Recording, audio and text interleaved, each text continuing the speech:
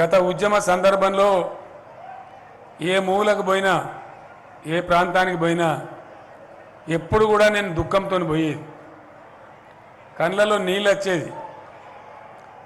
ఆ రోజులలో ప్రొఫెసర్ జయశంకర్ గారు బతికి ఉండే, నాతో పాటు తిరుగుతూ ఉండే.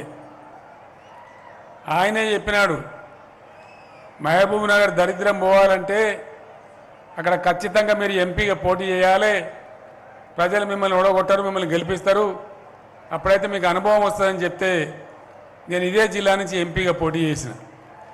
లక్ష్మారెడ్డి గారే ముందుండి ఆ పార్లమెంట్ ఎన్నిక తన భుజాల మీద వేసుకొని ఆనాడు నన్ను ఎంపీగా గెలిపించింది లక్ష్మారెడ్డి గారని మనవి చేస్తా ఉన్నా.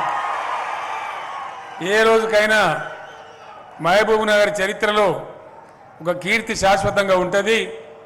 15 ఏళ్ళు పోరాటం చేసినప్పటికీ నేను మహబూబ్ నగర్ ఎంపీగా ఉంటూనే తెలంగాణ రాష్ట్రం సాధించిన విషయం కూడా చిరస్థాయిగా మహబూబ్ నగర్కి ఆ కీర్తి ఉంటుందని నేను మనవి చేస్తా ఉన్నా. ఒకనాడు జయశంకర్ గారు నేను నారాయణపేట ప్రాంతం పోయి హైదరాబాద్ వెళ్ళడానికి ఆ నవాబ్పేట ఉన్న చిన్న అడవి గుండా మహబూబ్ నగర్ వస్తూ ఉన్నాం. అమ్మవారి గుడి ఉంది కదా, అక్కడ ఆ పక్కన వస్తూ ఉన్నాం. అక్కడ ఒక చిన్న అడవి ఉంది.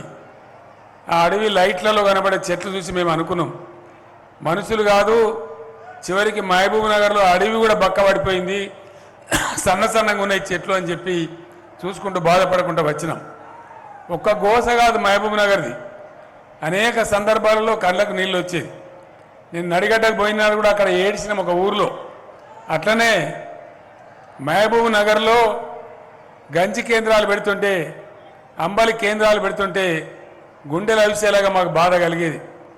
ఏం దుర్గతి, కృష్ణానది పక్క నుంచే పారుతున్నా అవకాశాలు ఉన్నా కూడా ముఖ్యమంత్రులు రావడం, దత్తత తీసుకోవడం, నాటకాలు ఆడడం, శిలాఫలకాలు వేయడం తప్ప ఏమి కూడా ఒక లాభం జరగలే.